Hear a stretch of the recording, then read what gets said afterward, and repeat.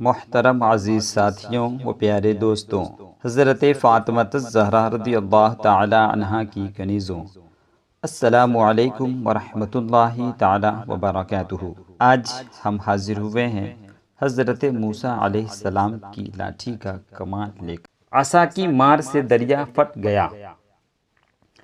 حضرت موسیٰ علیہ السلام ایک مدت دراز تک فرعون کو ہدایت فرماتے رہے اور آیات و معجزات دکھاتے رہے، مگر اس نے حق کو قبول نہیں کیا، بلکہ اور زیادہ اس کی شرارت و سرکشی بڑھتی رہی، اور بنی اسرائیل نے چونکہ اس کی خدائی کو تسلیم نہیں کیا، اس لیے اس نے ان مومنین کو بہت زیادہ ظلم و ستم کا نشانہ بنایا۔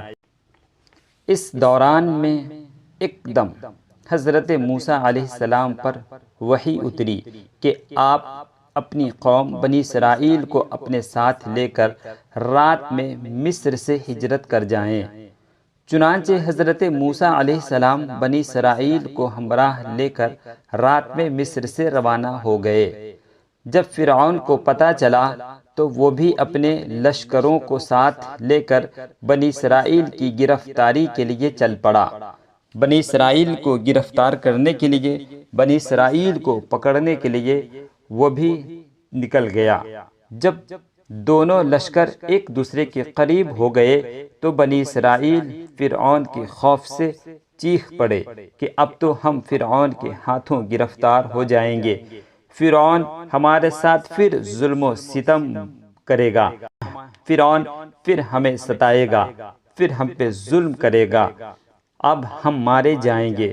اور بنی اسرائیل کی پوزیشن بہت نازک ہو گئی، چونکہ ان کے پیچھے فرعون کا خوفناک لشکر تھا اور آگے موجیں مارتا ہوا دریا تھا۔ اس پریشانی کے عالم میں حضرت موسیٰ علیہ السلام مطمئن تھے اور بنی اسرائیل کو تسلی دیتے رہے تھے۔ جب دریا کے پاس پہنچ گئے تو اللہ تعالیٰ نے حضرت موسیٰ علیہ السلام کو حکم فرمایا کہ تم اپنی لاٹھی دریا پر مار دو۔ چنانچہ جو ہی آپ نے دریا پر لاٹھی ماری تو فوراً ہی دریا میں 12 سڑکیں بن گئی اور بنی اسرائیل ان سڑکوں پر چل کر سلامتی کے ساتھ دریا سے پار نکل گئے۔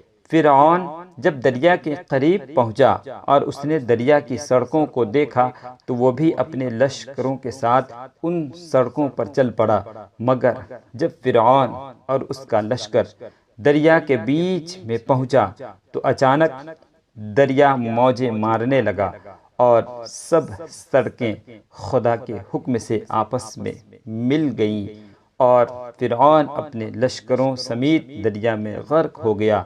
اس واقعہ